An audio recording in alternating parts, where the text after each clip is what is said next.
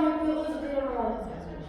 A d'abord arrêté ses études à Harvard et conduit sa première entreprise à la faillite. Là, comme pour les points de vue, les termes sont presque à la hauteur des êtres humains. La vie, le destin, l'univers, le karma, c'est fort jalonnent notre parcours d'action, d'épreuves dans les difficultés, qui sont plus ou moins difficiles. Là encore, notre simple condition humaine n'y peut rien, c'est ainsi. Prenons l'exemple de Thomas Edison, qui a subi 1000 échecs avant de pouvoir créer la toute première lampe fonctionnelle. Sans cet exploit, le monde que nous connaissons aujourd'hui ne serait la guerre lui-même. De plus, nous devons nous battre, d'abord pour nous-mêmes, ensuite pour les personnes qui tiennent à nous. Chers jurés, n'avez-vous jamais eu ce sentiment de fierté après avoir surmonté une épreuve?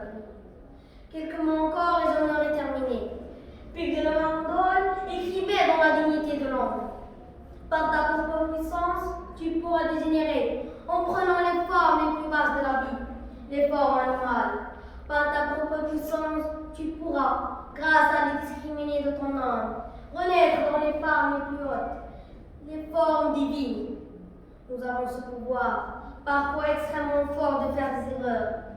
Nous avons également ce pouvoir de recommencer. Alors, faisons des erreurs, trompons-nous, échouons, avec du travail, de l'abnégation et un peu d'obstination.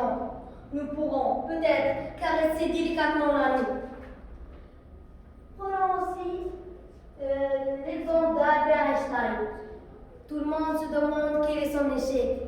C'est simplement qu'il a été renvoyé de son école normale. Et maintenant, il est considéré l'homme le plus intelligent. Et ses exploits resteront gravés dans les mémoires. Chers jurés spectateurs, vous avez remarqué que chacun de ces génies ont vécu des désespoirs, des moments sombres dans la vie. Et est-ce qu'ils se sont découragés? Bien sûr que non. Donc, chers jurés spectateurs et spectatrices, je vous demande de combattre, de vous lever pour vous-même et pour toutes les personnes qui tiennent à vous. Merci.